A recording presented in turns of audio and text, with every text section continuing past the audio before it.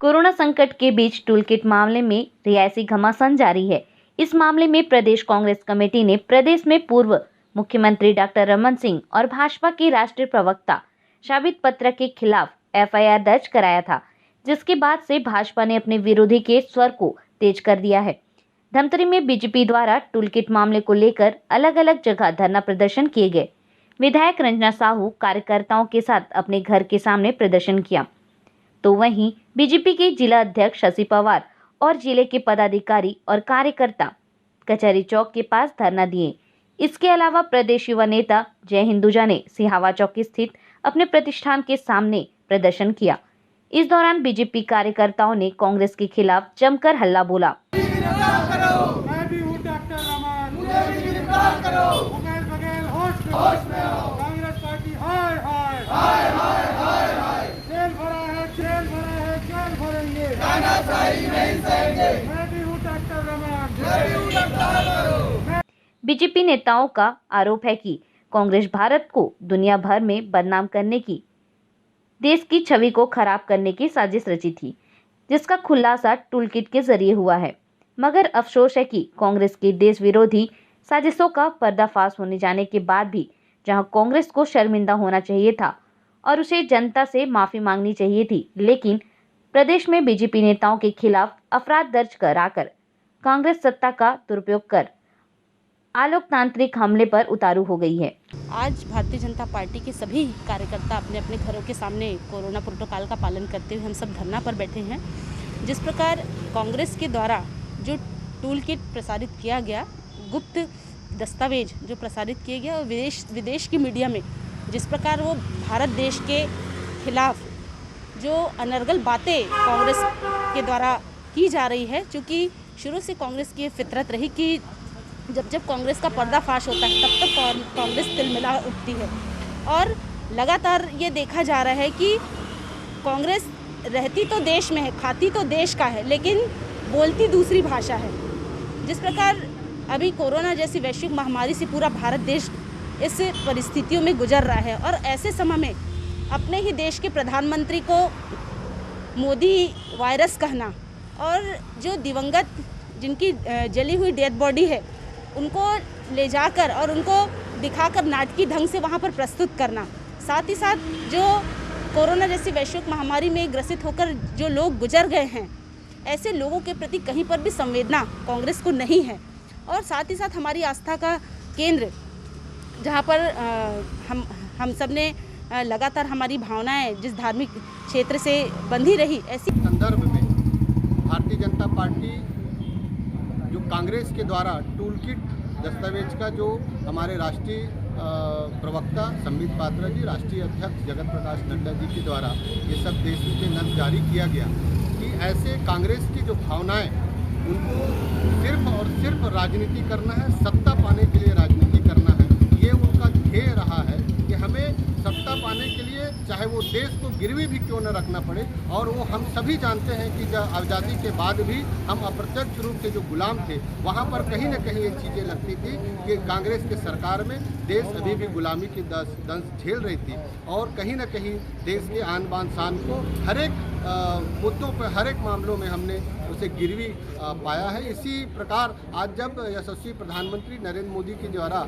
जब भारतीय जनता पार्टी की जब से यहाँ सरकार है और भारतीय जनता पार्टी के सरकार के द्वारा जो जनहित में और लोक कल्याणकारी और भारत माता के लिए काम करने वाला सिर्फ और सिर्फ एक भारतीय जनता पार्टी की सरकार हमने तो देखा है। तो ऐसे में इस तरह का एक कार्यकर्ता, हमारे युवा मोर्चा के साथी, हमारे महिला मोर्चा की बहनें से लेकर किसान मोर्चा के हर एक wing Bharatiya Janata party doctor Raman Singh के साथ और भारतीय जनता पार्टी के साथ है। भूपेश बघेल के जेल में इतनी जगह नहीं होगी जितना भारतीय जनता पार्टी का कार्यकर्ता जाके जब गिरफ्तारी देंगे, तो अगर वो ऐसा कुत्सित और दुस्साहस करने का प्रयास न करे और नैतिकता के आधार पर विपक्ष का सम्मान करे, अगर लड़ना ही है तो नैतिक उनमें साहस होनी चाहिए कि भाजपा का विरोध उन मुद्दों पर होनी चाहिए। इसके विरोध में भारतीय जनता पार्टी। देखिए, वर्तमान में पूरा देश कोरोना की महामारी से जूझ रहा है। ऐसे समय में कांग्रेस पार्टी अपनी नीति, अपनी विचारधारा और देश विरोधी कृत्यों में संलिप्त होकर अपनी नीति विचारधारा का प्रदर्शन कर रही है। अपनी स्तरहीन राजनीति का प्रदर्शन करके टूल किट तैयार करके विदेशी मीडिया के सामने देश को और नरेंद्र मोदी को झुकाना, नए म्यूटेंट को इंडियन वेरिएंट और मोदी वेरिएंट नाम देकर देश को भ्रमित करना, देश को बदनाम करने का प्रयास कर रही है।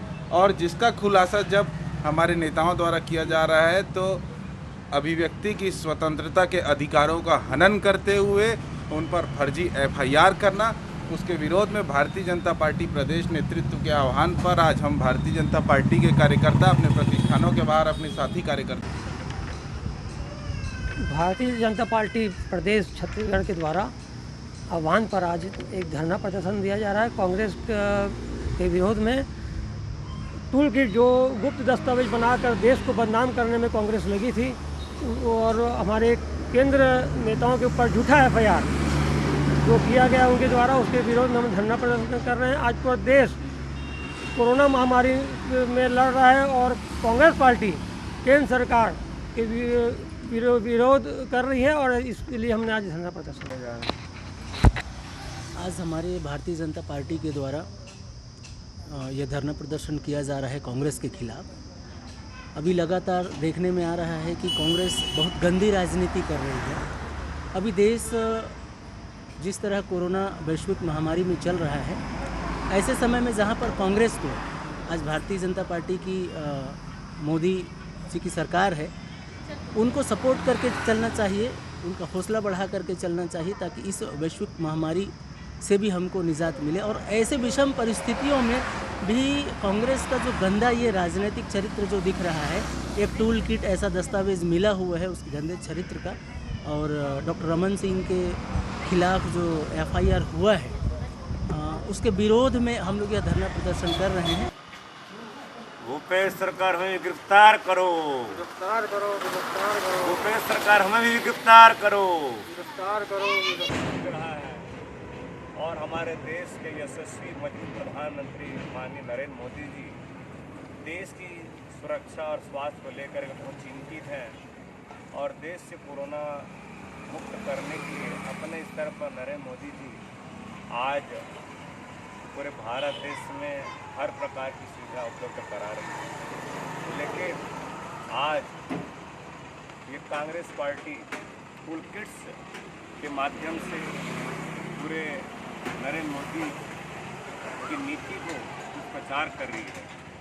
हमें ऐसे कोरोना महामारी में पूरे भारत देश के सभी दलों को एकजुट होकर के माननीय नरेंद्र मोदी जी का साथ देना चाहिए और कोरोना महामारी को खत्म करने के लिए हमें एक स्वर में